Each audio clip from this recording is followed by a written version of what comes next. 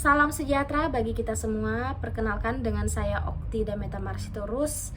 Di sini saya akan mempresentasikan terkait dengan tugas UTS yang diberikan oleh ibu dosen saya, Ibu Vesa, dalam mata kuliah Metodologi Riset dan Penulisan Ilmiah Sistem Informasi. Dan di sini saya akan menjawab terkait dengan soal yang pertama, yaitu tugas UTS yang sebelumnya saya kerjakan itu saya mereview jurnal terkait sistem informasi dalam berbagai aspek yang berbeda, dan mereview jurnal dalam bidang sistem informasi atau bidang lainnya yang melibatkan beberapa langkah-langkah penting, yaitu penjelasannya ialah yang pertama, membaca jurnal dengan teliti terdahulu, kemudian diawali dengan pendahuluan, yaitu memulai dengan membaca abstrak, pendahuluan, latar belakang untuk memahami konteks dan tujuan penelitian ya. Dan kemudian metodologinya yang memeriksa metode penelitian yang digunakan tersebut, kemudian mengevaluasi kualitas dan validitas yang memeriksa apakah topik dan temuan penelitian itu relevan nggak dengan bidang studi atau masalah yang sedang dikaji dalam jurnal tersebut. Kemudian ringkasannya dengan membuat ringkasan singkat dari artikel itu. Kemudian kesimpulannya yang terakhir dengan menutup dengan kesimpulan dan review yang sudah dirangkum. Dengan mengikuti langkah-langkah ini, saya bisa melakukan review jurnal yang komprehensif dan bermanfaat, memberikan kontribusi yang berarti bagi komunitas dan perkembangan ilmu pengetahuan di bidang sistem informasi khususnya. Kemudian yang kedua, saya akan menjelaskan terkait dengan rangkuman materi mulai dari sesi 1 sampai sesi ke-7, yaitu dimana sesi ke-1 itu ialah menjelaskan tentang metodologi sistem informasi.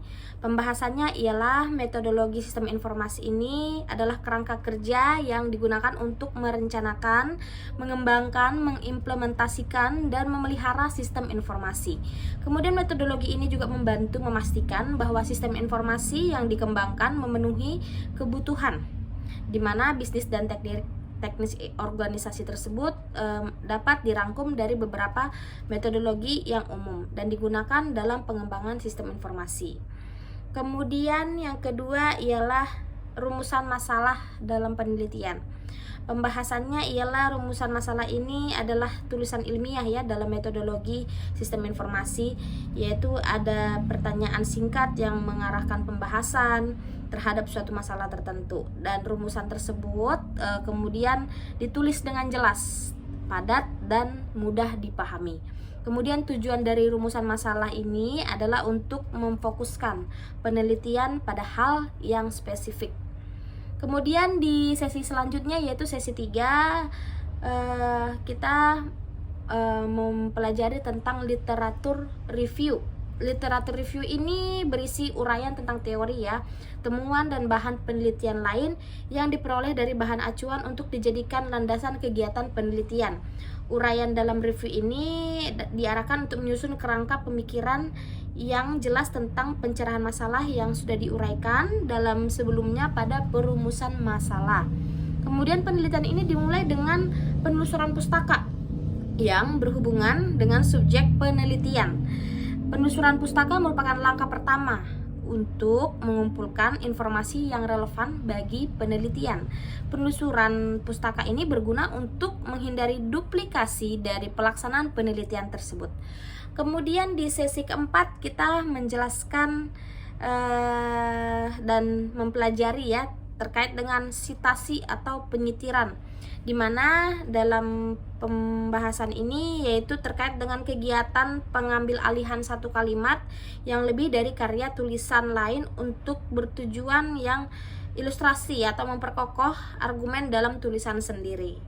Sitasi ini merupakan hal penting dalam penulisan karya ilmiah, karena dengan sitasi penulis menunjukkan kepada pembaca adanya tulisan pada karya ilmiah yang bersumber dari karya ilmiah orang lain. Dan melakukan sitasi, kita menghargai karya ilmiah orang lain tanpa plagiarisme.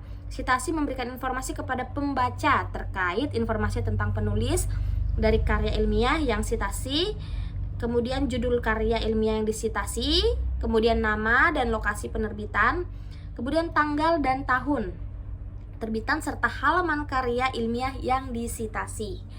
Kemudian yang ke sesi kelima ialah desain penelitian. Dalam desain penelitian ini mempelajari tentang suatu hal yang penting, itu membuat desain penelitiannya ya. Desain penelitian merupakan pedoman dalam melakukan proses penelitian, diantaranya dalam menentukan instrumen pengambilan data, penentuan sampel, pengumpulan data, serta menganalisis data. Dengan pemilihan desain penelitian, kita dapat diharapkan membantu si peneliti ya dalam menjalankan penelitian secara benar. Tanpa desain yang benar, seseorang tidak akan bisa melakukan penelitian dengan baik karena tidak memiliki pedoman penelitian yang jelas.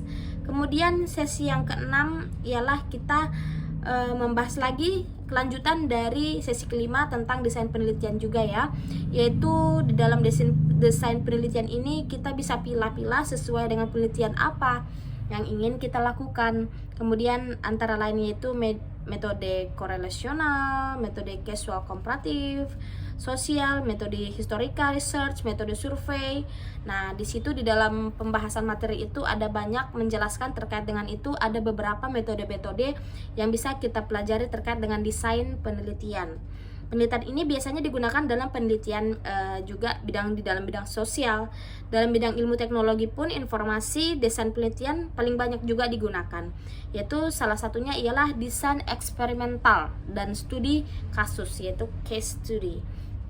Kemudian di sesi yang ketujuh sebelum memasuki UTS yaitu mempelajari tentang metode, teknik, dan instrumen.